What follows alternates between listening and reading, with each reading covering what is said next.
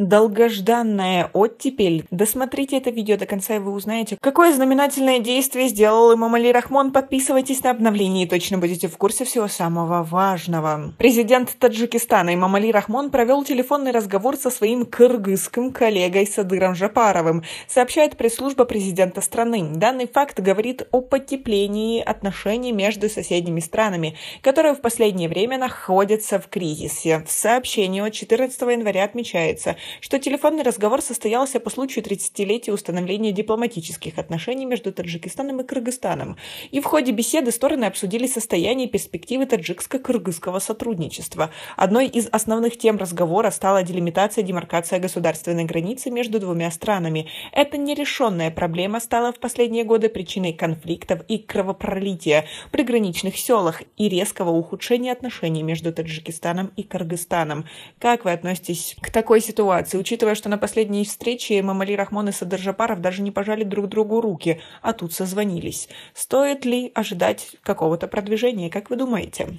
А только 14-17 сентября прошлого года в Сагдийской и Баткенской областях двух стран в результате приграничного конфликта погибло более 100 человек. Обе страны обвинили друг друга в развязывании конфликта. Более того, власти Таджикистана и Кыргызстана с трибуны ООН обвинили друг друга в военной агрессии. После конфликта отношения между странами охладели настолько, что Эмомали Рахмон и Садыр Жапаров даже не здоровались перед состоявшейся 13 октября 2022 года трехсторонней встречей с президентом России Владимиром Путиным в Астане на полях совещания по взаимодействию и мерам доверия Азии. В сообщении пресс-службы президента Республики Таджикистан говорится, что стороны высказались за конструктивный подход к решению всех насущных вопросов таджикско-кыргызской двусторонней повестки и активизацию переговорного процесса в рамках межправительственной комиссии по делимитации и демаркации государственной границы.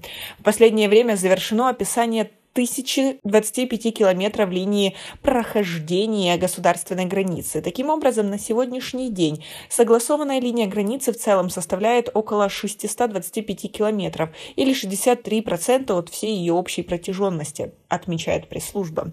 В кратком сообщении пресс-службы президента Кыргызстана также сообщается: Садыр Жапаров и Эмомали Рахмон подчеркнули необходимость решения всех имеющихся вопросов исключительно политико-дипломатическими путями и высказались за активизацию переговорного процесса в рамках межправительственной комиссии по делимитации и демаркации государственной границы. В сообщении подчеркивается, что наметившийся в последнее время прогресс на двусторонних переговорах позволил выполнить проектное описание линии прохождения госграницы около 625 километров, что составляет 63%.